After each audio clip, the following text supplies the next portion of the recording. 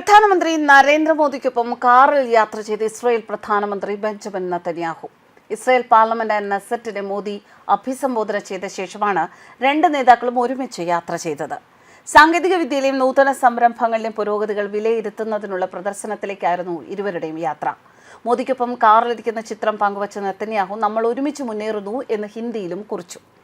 നമ്മൾ ഒരുമിച്ച് മുന്നേറുന്നു. സാങ്കേതിക വിദ്യയിലും നൂതന ആശയങ്ങളിലും ഇന്ത്യ ഇസ്രായേൽ പങ്കാളിത്തം കൂടുതൽ ശക്തമാക്കുന്നു, നെതന്യാഹു കുറിച്ചു.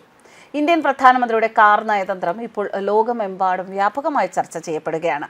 ഒരേ കാറിലെ യാത്രകൾ അനൗപചാരിക ചർച്ചകൾക്കായി എപ്രകാരം പ്രയോജനപ്പെടുത്താം എന്ന് ലോകത്തിന് കാട്ടിക്കൊടുക്കുകയാണ് പ്രധാനമന്ത്രി നരേന്ദ്രമോദി.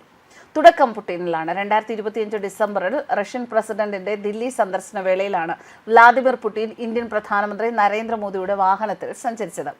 ഇതിലൂടെ പുടിനും മോദിയും തമ്മിലുള്ള ബന്ധത്തിന്റെ ദൃഢത എത്രമാത്രമാണ് എന്ന് ലോകത്തിന് മനസ്സിലാക്കാനും സാധിച്ചു. എന്നാൽ ഈ യാത്രയ്ക്ക് ഒരു റഷ്യൻ പതിപ്പ് കൂടി ഉണ്ടായിരുന്നു. 2025 സെപ്റ്റംബറിൽ നടന്ന ഷാങ്ഹായ് ഉച്ചകോടിക്കിടെ ചൈനയിൽ വെച്ച് പുടിനും മോദിയും ഒരേ കാറിൽ സഞ്ചരിച്ച് ചർച്ചകൾ നടത്തി. അന്ന് മോദിയുടെ വരവിനെ പുടിൻ കാറിൽ കാത്തിരിക്കുകയും ചെയ്തിരുന്നു. മോദിയുടെ സുരക്ഷ ഉറപ്പാക്കുന്നതിന്റെ ഭാഗമായിരുന്നു ഈ യാത്ര എന്ന തരത്തിൽ വ്യാഖ്യാനങ്ങൾ ഉണ്ടായിരുന്നുവെങ്കിൽ ഔദ്യോഗിക സ്ഥിരീകരണമില്ലാത്തതിനാൽ അതും കാർ നയതന്ത്രത്തിന്റെ ഭാഗം തന്നെയാണ്.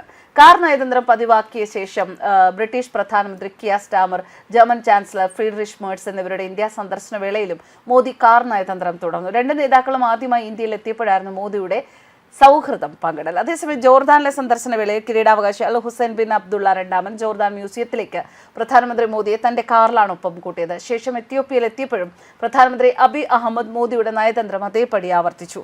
വിമാനത്താവളത്തിൽ നേരിട്ട് സ്വീകരിച്ചു. കാറിൽ മോദിയെ താമസ സ്ഥലത്തേക്ക് കൊണ്ടുപോയി. ഒടുവിൽ UAE ഭരണാധികാരി Sheikh Mohammed bin Zayed Al നഹിയാന്റെ 2 മണിക്കൂർ മാത്രം നീണ്ടുനിന്ന ഇന്ത്യ സന്ദർശനത്തിലും പ്രോട്ടോകോൾ മാറ്റിവെച്ച് വിമാനത്താവളത്തിൽ സ്വാഗതം ചെയ്യാനെത്തിയ മോദി ഒരേ കാറിൽ ദില്ലി വിമാനത്താവളത്തിൽ നിന്നും യാത്ര ചെയ്തിരുന്നു.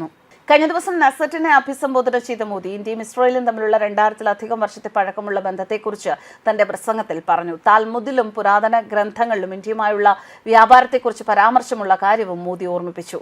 നെസറ്റിലെ അംഗങ്ങളുമായി മോദി ആശയവിനിമയം നടത്തി. ഇസ്രായേൽ പാർലമെന്റിനെ അഭിസംബോധന ചെയ്യുന്ന ആദ്യ ഇന്ത്യൻ പ്രധാനമന്ത്രിയാണ് മോദി.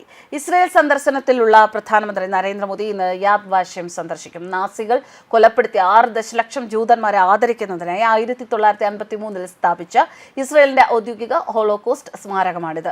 ഈ സന്ദർശനത്തിന് ശേഷം മോദി ഇസ്രായേൽ പ്രസിഡന്റ് ഐസക് ഹെർസോഗുമായി കൂടിക്കാഴ്ച നടത്തും. ഉഭയകക്ഷി ചർച്ചകൾ നടത്തുകയും ചെയ്യും. വ്യാഴാഴ്ച ഉച്ചയ്ക്ക് ശേഷം ഇന്ത്യ ഇസ്രായേൽ പ്രധാനമന്ത്രിമാർ തമ്മിലുള്ള പ്രതിനിധിതല കൂടിക്കാഴ്ചയും നടക്കും. ഇസ്രായേലിന്റെ അയൺഡോം സാങ്കേതിക വിദ്യയുടെ കൈമാറ്റം ഉൾപ്പെടെയുള്ള ചില സുപ്രധാന പ്രതിരോധ കരാറുകൾക്ക് സാധ്യതയുണ്ട് എന്നാണ് സൂചന.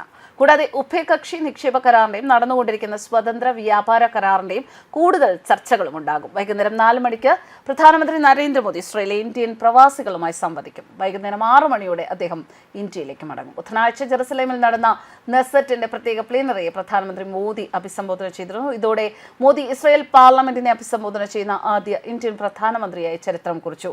പാർലമെന്റിന്റെ പരമോന്നത ബഹുമതിയായ speaker of the Knesset medal നൽകി ഇസ്രായേൽ ഇന്ത്യൻ പ്രധാനമന്ത്രിയെ ആദരിക്കുകയും ചെയ്തു. News desk കർമ്മസ്.